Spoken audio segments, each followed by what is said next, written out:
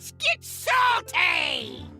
Hey everyone, Zeddy here again today with a brand new video, and it's that time of the month. We just had a balance patch, and I thought I'd recommend 4 decks from Standard and Wild that I would recommend giving a shot to play to try and get Legend. I'll try and cover different types of archetypes, maybe something that floats your boat, whether it's aggro, control, combo deck, something like that. And I just want to give a quick shout out to my stream later today. We're going to be doing a no complaint stream.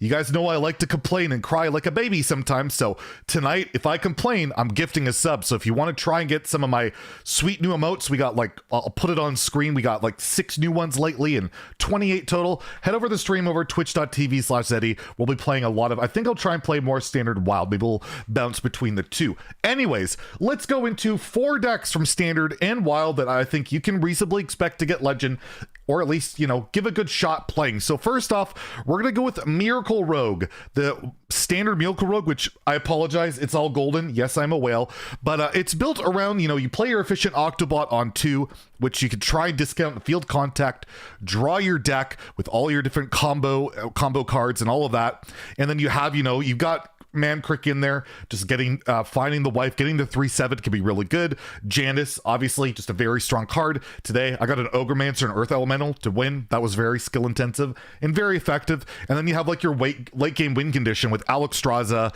Tenwu, and Shadow Steps, where you can do like 24 damage in a single turn. Deck's pretty effective. None of the nerfs have affected it, and it's a real blast to play. I haven't been. It's definitely not the easiest deck to play. I'm still trying to figure it out, but it's a lot of fun, and you can definitely give it a go. If you're looking for a more straightforward deck, however, you might want to consider Rush Warrior. Rush Warrior, now that Priest is basically out of the metagame, is a lot better.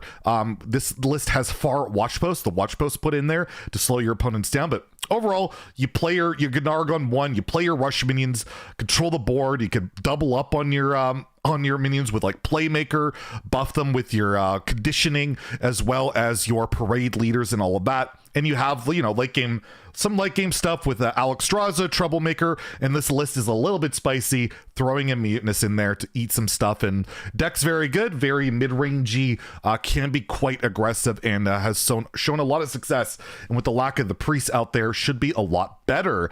Next is a deck I play quite a bit on stream. Not this version though. Jambre Druid, or what, like a mid-range spell druid type thing. It's built around, you want to ramp up, and then you want to, you know, have your Solar Eclipse Arbor Up turns, or Solar Eclipse Cenarian Ward. You can cheat out your Umbral Owls, which you can draw with your Living Seeds.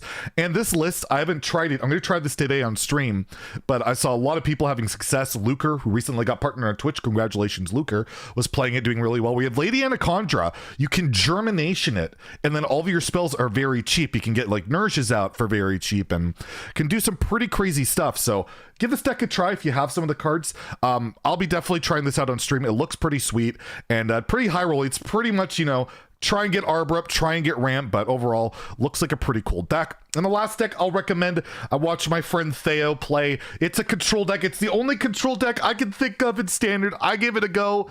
It's not great. It struggles, but it's Control Warrior. You got your Rattlegore, you got Sourfang, you got Kresh, you got like your whole Frenzy package, Mutinous, and then Barov clears. You got Bulwark of Azzinoth. It is not a cheap deck.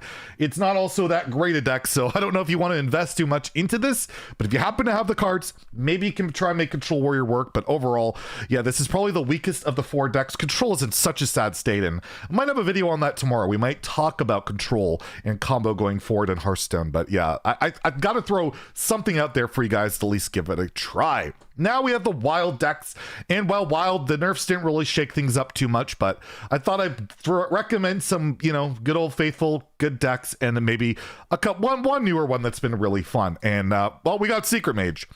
It's Secret Mage. It's really good, and I have to recommend it every single video. We do a deck recommendation video because Secret Mage is absurdly good. You cheat out your secrets, whether it be with Cabal Lackey, Ancient Mysteries, your Kirin Tor Mage, and then you draw 3 cards for 0 mana. You burn your opponent out with Fireballs and Cloud Prince.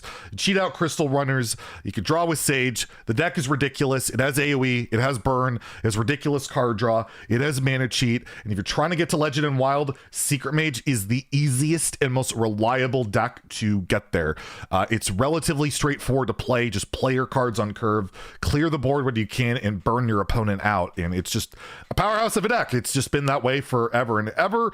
And I can't in good like faith not recommend it, even though I am not a fan of the deck, nor do I ever really enjoy playing it or facing it. But hey, if you want to win in Hearthstone, Secret Mage can be a great way to go.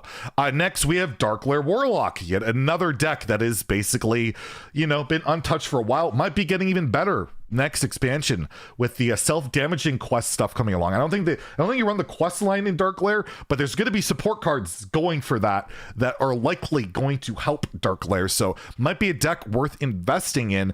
And yeah, it's built around Darkglare, as in the name, Darkglare Warlock. And you play Darkglare, you play all the self-damaging stuff, whether it's a Kobold Librarian, a Crystallizer, cheeky Ankle Biter. You raise dead it, you bring it back, you gain mana, you slam giants down, and then you Loatheb your opponent. They can't counter you, and then worst comes to worst, you got Tasman here with Arcane Golem and POs is an insane amount of burst damage. And if you're really looking for some greed, you can throw a Zephrys in there for some late game where you can give like a Wind Fury to your minion, getting even more ridiculous damage. But yeah, Darkglare, it's just a really good deck. It's not the easiest deck in the world to pilot, but if you learn it, you can just destroy people with it. And like my 500 Nose Dormu wins partially in Darkglare, just because I could run a bad card, because Darkglare is just absurd. And yeah, really solid deck. And I don't see it getting changed anytime soon in Wild. They're not interested in nerfing Wild at all these days. Next, we'll go with Reno Priest. Reno Priest did get affected by the nerfs.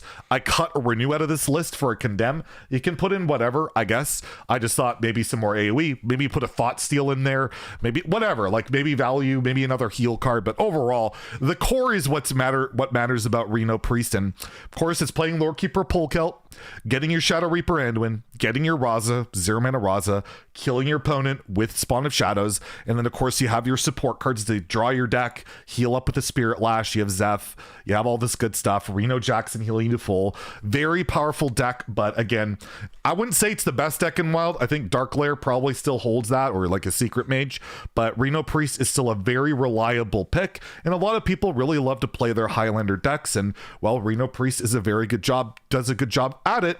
And it's not like the Control Priest in Standard that recently got nerfed that just random. I think the only random card in here is like, what, Palm Reading? And that's about it. There's not a lot of created by in Reno Priest. It's mainly just, you know, it's a combo deck. It's a combo / control deck that wants to win with Shadow Reaper, Anduin, and Raza, and can, you know, it can win just a control style by out healing an aggro deck as well. Doesn't even need to do that whole combo thing. And it runs the Disgusting Mindrender Lucia as well. You don't have to have that card, but it can help against the combo decks. And lastly, this is the deck I have been playing a lot, and I've had a lot of fun with it. It's super fun, and that's Shudderwock Shaman. Shudderwock has seen a resurgence lately because of the Primal Dungeoneer. Primal Dungeoneers has been a great resource for Shudderwock Shaman, and it lets you draw. So I'm running like Storm Strikes just for removal. I don't need a Doomhammer. It's 3 mana, deal 6. I can remove usually 2 threats, and I draw it with Primal Dungeoneer. However, Ice Fishing is not a nature card, but it's so good because you have Firemincer, Flurgle, and Toxfin, which just clears the board.